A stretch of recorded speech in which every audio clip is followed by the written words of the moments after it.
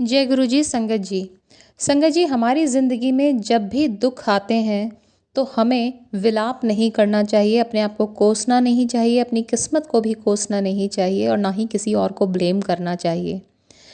जब हम इस संसार में आते हैं तो हमारे सबसे पहले गुरु जो होते हैं वो होते हैं हमारे माता पिता। वो भी हमें बीच बीच में फटकार लगाते हैं, डांटते हैं। क्यों डांटते हैं?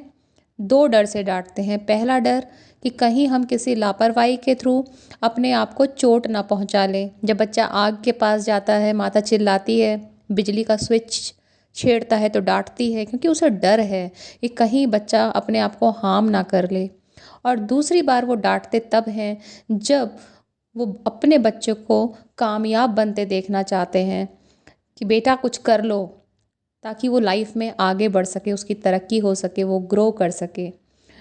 तो उसमें भी हमारी उस डांट में हमारी भलाई छुपी होती है, माता पिता का एक आशीर्वाद छिपा रहता है और हम उनसे नाराज़ नहीं होते हैं उस डांट के लिए।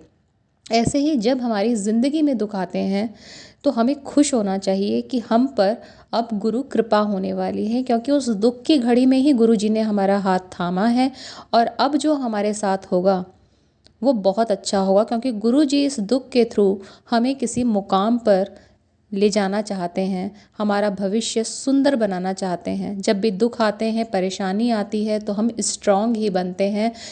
और जब गुरु जी से जुड़ जाते हैं उसके बाद भी अगर परेशानियां चलती रहती हैं तो भी सोचिए कि अब गुरु जी आपकी परीक्षा ले रहे हैं कि कहीं ये डामाडोल तो नहीं हो रहा है, इसका भरोसा मुझ पर है या नहीं है। और जब आप इस परीक्षा में सफल हो जाते हैं तो बस फिर आपका भविष्य सब कुछ सुनहरा हो जाता है। तो बस सब्र रखिए, गुरु जी पर भरोसा रखिए और दुखों का, परेशानियों का कभी भी शोक ना करें। खुश रहें कि गुरु जी ने हाथ थामा हुआ है और उनकी कृपा आपके ऊपर ऑलरेडी है। जय गुरु जी। शुक्राना गुरु जी।